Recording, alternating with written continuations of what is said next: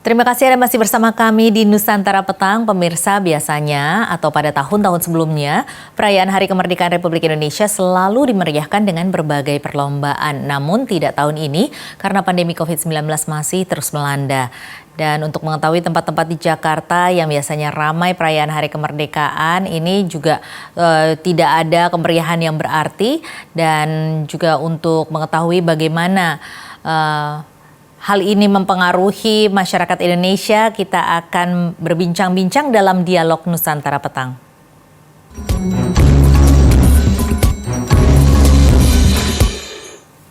Ya, pemirsa, sudah bersama dengan saya adalah sosiolog Bapak Imam B. Prasojo. Selamat sore.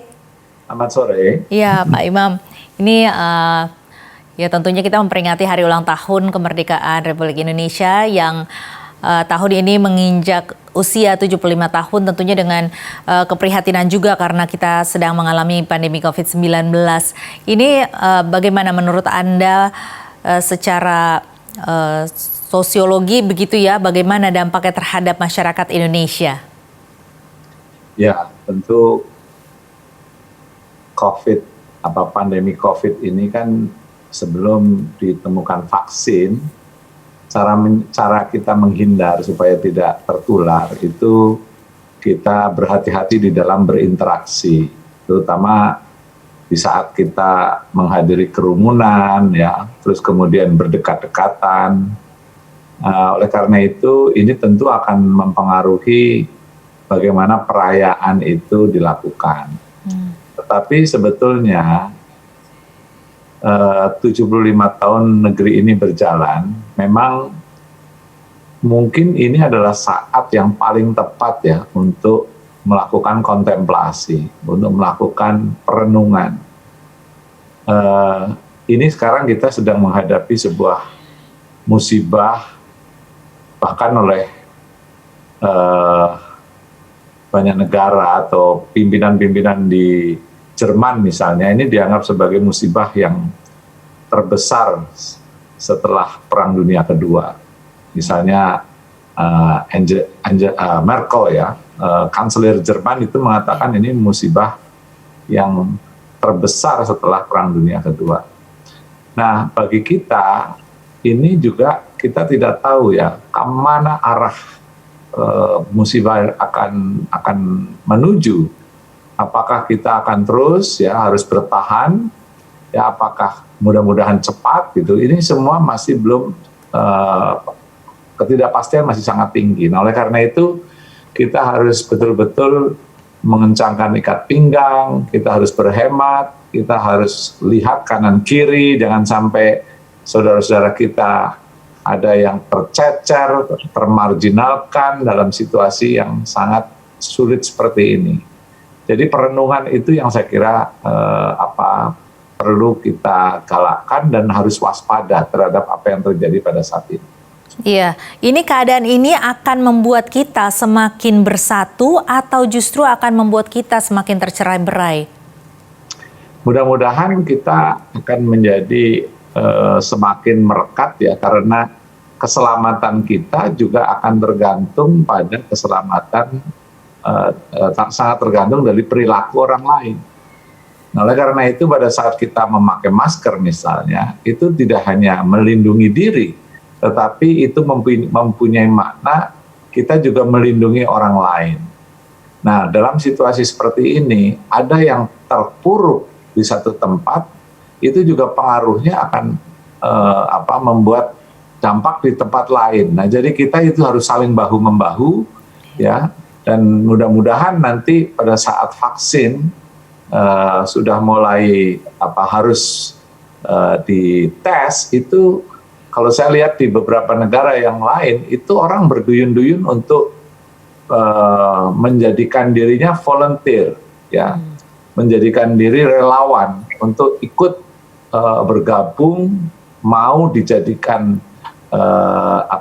bagian dari tes itu karena itu adalah bagian kepahlawanan. Jadi kita bangkitkan semangat bahwa oke, saya mau berkorban untukmu. Kalau dulu di masa sebelum kemerdekaan, orang mau secara sukarela menjadi pejuang dan memasuki medan tempur dengan resiko yang jauh lebih tinggi. Nah, itu sekarang kita ya pada saat vaksin nanti harus mulai diuji cobakan, saya kira kalau sudah memenuhi kriteria kesehatan, semua orang akan berduyun-duyun dan jangan dianggap itu sebagai semacam kelinci percobaan, karena kita ini betul-betul tergantung pada bagaimana ditemukannya COVID itu akan mempercepat, akan memulihkan bagaimana kehidupan kita. Jadi di sini semangat juang, semangat berkorban, semangat untuk berbagi ya menjadi sangat penting. Saya sendiri kepengen mendaftarkan gitu, tapi saya tidak tahu apakah dibolehkan dengan usia seperti ini. Tapi seandainya saya dibolehkan, saya ingin sekali menjadi bagian dari orang yang bisa mendapat kesempatan untuk menjadi bagian relawan itu. Iya, ini merupakan tindakan prososial di mana memang kalau secara fisik kita harus menjaga jarak, tetapi justru secara psikologis, secara hati, secara kepedulian justru kita semakin direkatkan begitu ya, Pak Imam ya? Betul. Iya, dan juga kalau kita melihat bahwa dimanapun juga di segala sektor saat ini juga sudah mulai mengadaptasi teknologi, baik juga di bidang pendidikan, kemudian juga tadi kita lihat upacara bendera juga dilakukan secara virtual, namun demikian ini semua terlihat seperti tetap kompak, tetap juga antusiasme dan juga khidmatnya ini juga masih tetap terasa begitu ya Pak Imam? Ya, saya kira mungkin di tengah peringatan ini kita juga perlu mungkin diskusi-diskusi virtual ya dilakukan untuk menyiapkan diri. Mungkin model-model lama dulu ya, lumbung-lumbung komunitas, lumbung padi, stok-stok pangan ya, itu disiapkan di setiap komunitas untuk menjadi bank makanan ya. Bank persediaan makanan untuk mereka-mereka yang memang betul-betul membutuhkan. Jadi kalau seandainya dulu saya masih ingat waktu kecil itu di setiap komunitas itu punya lumbung-lumbung padi. Nah mungkin itu perlu juga digalakkan ya, karena kita tidak tahu situasinya seperti apa. Terus kemudian pekarangan-pekarangan kita tanami. Saya sendiri menanam sayur mayur ya, menanam cabai, menanam seluruh apa yang bisa kita tanam di lingkungan kita itu untuk selain itu menjadi aktivitas yang menyehatkan dan menyenangkan, itu juga menjadi bagian dari mendorong tumbuhnya dapur-dapur, gerakan-gerakan dapur mandiri. Iya, jadi meningkatkan ketahanan pangan secara mandiri.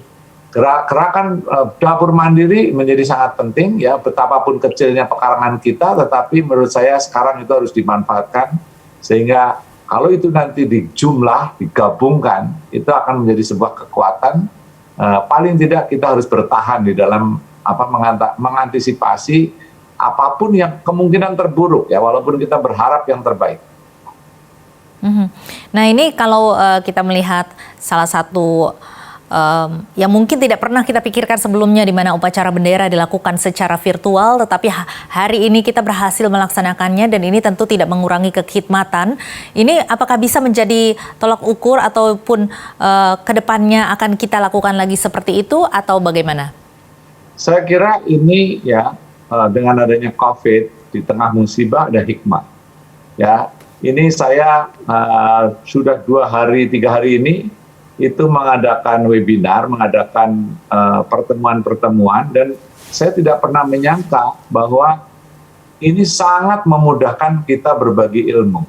Ya, biasanya kalau seminar itu biayanya mahal dan menghadirkan orang itu penuh dengan segala macam proses yang melelahkan. Lain begitu ya? Ya, tapi sekarang hari ini ada diskusi. Yang satu ada di Banjarnegara, yang satunya ada di Sukabumi, ya, dan kita berbagi ilmu tentang bagaimana bertani, bercocok tanam dengan segala macam. Sekarang memang kita harus dorong supaya koneksi ya internet itu jauh lebih baik sehingga bisa menjangkau ke banyak pihak. Nah ini yang nanti akan muncul sebuah gerakan connecting the dot ya, kita menghubungkan antara titik satu dengan titik yang lain, itu akan menjadi sebuah kekuatan luar biasa. Social capital akan tumbuh. Nah ini akan memudahkan kita untuk berkembang, dan yang tadinya isu-isu tentang kesenjangan digital sekarang harapan kita akan menjadi semakin menyempit kesenjangan itu. Nah ini hikmah-hikmah yang harus kita petik ya di tengah COVID ini, dan mudah-mudahan pada saat nanti misalnya kita kehidupan menjadi normal kembali, ini kita punya kelebihan, yaitu interaksi tidak hanya di darat tetapi juga di udara.